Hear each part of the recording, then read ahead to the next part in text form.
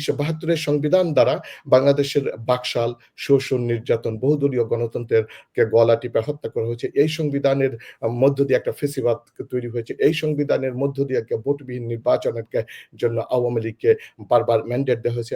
ছাত্র বিপ্লবটা যদি না হতো, আমরা আজকে নতুন সেকেন্ড রিপ্লে প্রক্লামেশন হবে কিনা এই কথা বলার সাহস আপনার আমার কারোই ছিল না। আওয়ামী প্রেতাত্মারা বিগত দিনগুলোতে ছিল, এখন আছে। হাসিনা চলে গেছে, কিন্তু এই যে তাদের ডিসি, এসপি, পুলিশ, সচিব, বিশাল বহর যে সচিব, এরাই তো হাসিনাকে স্বৈরাচারী গড়ে তুলতে সহায়তা করেছে।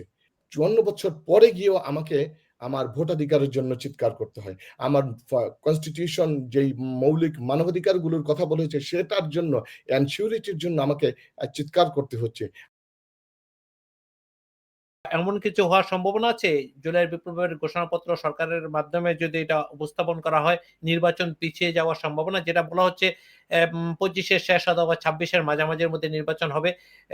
কি হতে যাচ্ছে আসলে? সবকিছু অস্পষ্ট। আপনার কি কোনো এই সম্পর্কে কোনো ধারণা বা বিশ্লেষণ? আসলে দেখেন, একটা বিষয় আমাদেরকে খেয়াল রাখতে হবে। আজকে আ ছাত্র জনতার গণ অভ্যুত্থান বলেন বা কেউ বিপ্লব বলেন, কেউ গণ অভ্যুত্থান বলেন, বিভিন্নভাবে ডিফাইন করে। আমি এই ডেফিনিশন এর দিকে যেতে চাচ্ছি না। যদিও এটা বিপ্লবের যেই সমস্ত কিছু ক্যারেক্টারিস্টিক্স আ আমরা দেখেছি, এগুলোর সাথে অনেকটাই মিলে যায়। ওই হিসাবে যদি আমরা এটাকে বিপ্লবও বলি, এটা খুব বেশি আ আব আ আ মানে বাড়াবাড়ি হবে না। ওদিকে না গিয়ে দেখেন, আজকে গতকালকে আমাদের ছাত্র জনতা তারা যেই জুলাইয়ের গণ অভ্যুত্থানের একটা প্রক্লেমেশন অফ রেভলিউশন তারা ঘোষণা করতে চেয়েছিল। এজন্য তারা একটা ড্রাফটও করেছে। আসলে তারা এটা কেন আ এটা করতে যাচ্ছে বা করতে চাচ্ছে? আ দেখেন এখানে, এবং তারা করতে গিয়ে তারা কি কাজগুলো করেছে? আমি সেগুলো একটু, আমাকে যদি অ্যালাও করেন আমি একটু বলব। ১ম এ আমরা একটু আমাদের যে স্বাধীনতা যুদ্ধের সময় যে আমাদের একটা প্রক্লেমেশন অফ ইন্ডিপেন্ডেন্স ছিল, আ একটা ঘোষণা করা হয়েছিল, যেটা হচ্ছে ১০ই এপ্রিল ১৯৭১ সালে। ওখানে কিন্তু আপনারা যদি খেয়াল করে দেখেন, একেবারে আমাদের আসলে আমাদেরকে আমাদের বাংলাদেশের স্বাধীনতা, স্বাধীন সার্বভৌম দেশ হিসেবে গড়ে ওঠার, বেড়ে ওঠার ভিত্তিটা কিন্তু ১৯৪৭ সাল থেকে শুরু হয়েছে। এটাকে অস্বীকার করার কোনো সুযোগ নেই। ১৯৪৭ সাল, ১৯৫২ সাল, ১৯৫৪, ১৯৬৯, ৭০, ৭০ এর নির্বাচন, ১৯৭১ এভাবে ডেভেলপ করেছে। কিন্তু unfortunately and sadly I must say যে আমাদেরকে আ আম যে ১ম স্বাধীনতা ঘোষণাপত্র যেটা 1971 এ হয়েছিল, সেখানে কিন্তু ১৯৪৭ সাল থেকে আ আ ১৯৪৭ সালের কথা এবং ১৯৫২ সালের কথাকে আম আ ইগনোর করা হয়েছে। এখানে এ ব্যাপারে কোনো কথা নেই।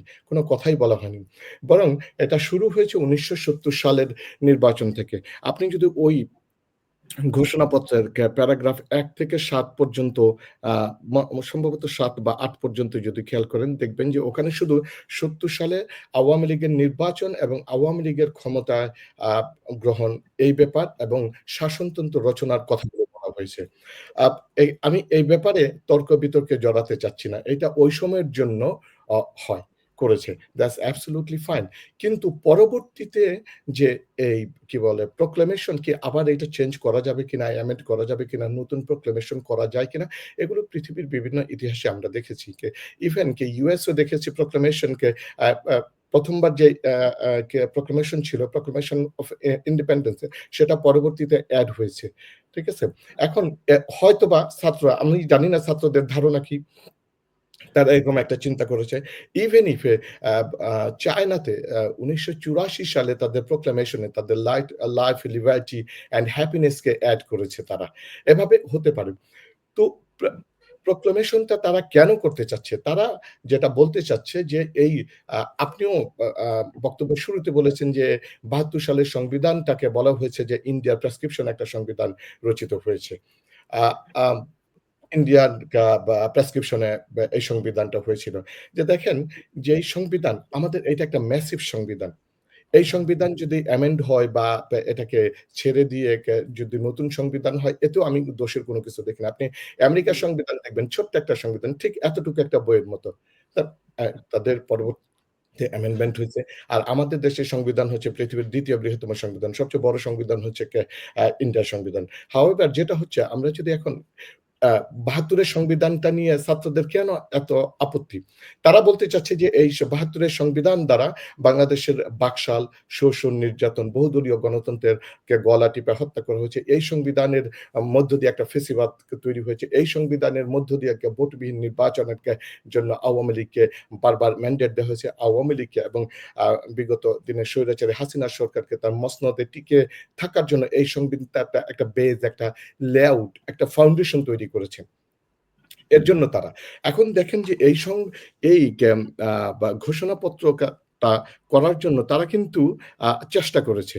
আ তারা আ বিএনপির সাথে মির্জা ফখরুল ইসলাম সাহেবের সাথে আলাপ করেছে। বাট মির্জা ফখরুল ইসলাম সাহেব এবং বিএনপির একটা শক্ত অবস্থান হচ্ছে যে আ এটা একটা নেতিবাচক। অন্যদিকে তারা জনাব তারেক রহমান সাহেবের সাথেও তারা কথা বলেছে। ইউনূস সাহেবের সাথেও তারা কথা বলেছে। আমরা বিভিন্ন পত্র-পত্রিকায় যেগুলো আমরা দেখেছি, দেখতে পেলাম। এখন এই তারা তারা সবার সাথে একটা এনগেজমেন্ট এর চেষ্টা করেছে। কিন্তু তারা ওইভাবে যে রাজনৈতিক দলগুলো থেকে তারা সহায়তা পায় নাই। আমি বলতে চাই আরকি, বলা দরকার।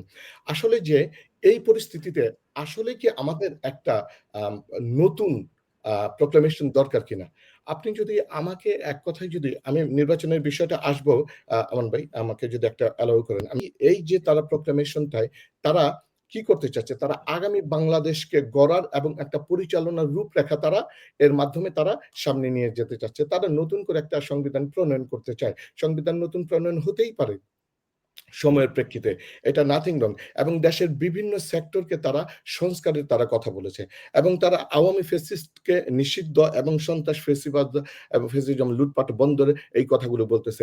এখন বিষয়টা হলো যে এই ক্ষেত্রে যদি আমরা বা রাজনৈতিক দলগুলো যদি তাদেরকে সহায়তা না করে এবং তারা যদি আসলে এক টেবিলে বইছে, একই টেবিলে যদি না আসে, এটা আমাদের জন্য অত্যন্ত দুঃখজনক। কেন নয়? দেখেন, ছাত্র বিপ্লবের মধ্য দিয়ে আজকে কিন্তু আপনি আমি স্বাধীনভাবে কথা বলার, নতুন বাংলাদেশ গড়ার চিন্তা করতেছি। নতুনভাবে দেশকে, ছাত্র বিপ্লবটা যদি না হতো, আমরা আজকে নতুন সেকেন্ড রিপ্লেকে প্রোক্লামেশন হবে কিনা এই কথা বলার সাহস আপনার আমার কারোই ছিল না। নতুন করে আমরা এটাকে দ্বিতীয় ইন্ডিপেন্ডেন্স বলতেছি, এটা আমরা বলতে পারতাম না। হ্যাঁ, এখন এটার স্টেক হোল্ডার শুধু কি ছাত্ররা একাই? এক্ষেত্রে যদি বলা হয় যে ছাত্রদের যেটা উচিত হবে, যেটা প্রত্যেকটা রাজনৈতিক দল এবং প্রত্যা আ সরকারের সাথে আলোচনার মাধ্যমে তাদেরকে সামনে অগ্রসর হয়। অবশেষে কিন্তু গভর্নমেন্ট এটাই বলেছেন। গভর্নমেন্ট এখন কি করতে চাচ্ছেন? গভর্নমেন্ট বলতেছে যে আপনি যদি দেখেন ১ম দিন আ আম কি আগের দিন আরকি, উম হুইচ ইস ২৯ তারিখে শরীফুল আলম সাহেব বলল যে এইটা গভর্নমেন্ট একটা ছাত্রদের private initiative. There is no relationship between the government and the student. এই কথাটা বলল। পৃথিবীর ইতিহাসে যখন এ ধরনের একটা ক্রাইসিস মোমেন্ট তৈরি হয়, এই ক্রাইসিস মোমেন্ট গুলোতে কি হয়ে থাকে? ইতিহাস কি বলে বা আমাদের করণীয় কি? আসলে কি সংবিধান কিভাবে চেঞ্জ করতে হয়? সংবিধান কিভাবে নতুন করে অ্যাডপ্ট করতে হয়? উনি একটা কথা ঠিক বলেছেন যে, হ্যাঁ, নতুন যদি আমরা সংবিধান করতে চাই তাহলে একটা কনস্টিটিউয়েন্ট অ্যাসেম্বলি লাগবে বা গণপরিষদ লাগবে। কথা অ্যাবসোলিউটলি ফাইন। Absolutely fine. পরবর্তীতে যারা নির্বাচিত সরকার হবে, এটা তাদের পার্লামেন্টে ১ম মানে পার্লামেন্টে ১ থেকে ৩০ কার্য দিবসের মধ্যে এটাকে তারা অ্যাডপ্ট করে ফেলবে। অথবা আরেকটা ওয়ে হতে পারে, সেটা হচ্ছে সংবিধানকে যদি তারা সংশোধনও করে থাকে, সেটা পরবর্তী গভর্নমেন্ট এসে এটাকে অ্যাডপ্ট করবে, এটাকে তারা অ্যাপ্রুভ করবে। আদারওয়াইজ তারা হয় অ্যাপ্রুভ করবে, না হয় অ্যাপ্রুভ করবে না। ২ টা ঘটনা ঘটবে। কিন্তু করা যাবে। হয় তারা অ্যাপ্রুভ করবে, না হয় করবে না। সেটা পরবর্তী গভর্নমেন্ট। আরেকটা বিষয় হতে পারে, আমরা বর্তমান যেই সময়ের মধ্যে দাঁড়িয়ে আছি, এই অবস্থায় কি করণীয়? এমন অবস্থায় যদি প্রেসিডেন্সিয়াল অর্ডিন্যান্স এর মাধ্যমে করা যায়। একটা প্রেসিডেন্ট যে অর্ডিন্যান্স এর মাধ্যমে এবং ডক্ট্রিন অফ নেসেসিটি, প্রয়োজনের প্রেক্ষিতে, আজকে তো প্রয়োজন। আদারওয়াইজ এই যে জুলাই বিপ্লবে ২০০০ ছাত্র জনতা কেন আত্মাহুতি, কেন শাহাদাত বরণ করল? এটা তো প্রয়োজন। এটা প্রয়োজন হয়ে দাঁড়িয়েছে। গত ১৫ বছরে আমরা ফ্যাসিজমের, ফ্যাসিস্টের মানে স্টিম রোলারে আমাদের পিঠ দেয়ালে গিয়ে ঠেকে পড়েছিল। সেখান থেকে আর সামনে কোনো আমি মানে আর কোথাও নেই। পিছনে এখন ওয়াল। হয় আমাকে সামনে আসতেই হবে।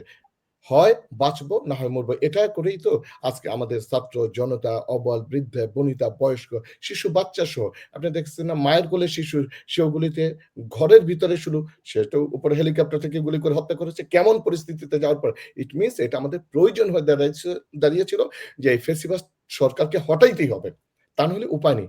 এখন যদি এটাই হয়ে থাকে এবং ৭২ এর সংবিধান এবং যে ফার্স্ট যে কি বলে প্রক্লেমেশন অফ ইন্ডিপেন্ডেন্স ওইটা দিয়ে কিন্তু আমাদের স্বাধীনতা, সার্বভৌমত্ব, গণতন্ত্র, সাম্য, সামাজিক ন্যায় বিচার এবং ইনসাফ ও মানবিক আ আ দেশ গড়ার যেই মৌলিক মূল মন্ত্র এটা কিন্তু আমাদেরকে এনশিওর করে নাই।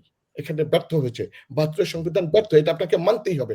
যে এবং এই সংবিধান কিন্তু পরবর্তীতে একের পর এক ঘটনা ঘটছে। অনেক অ্যামেন্ডমেন্ট হয়েছে কিন্তু এখনো পর্যন্ত আজ তা নাহলে দেখেন ৫৪ বৎসর পরে এসে একটা স্বাধীন সার্বভৌম দেশে ভোটের জন্য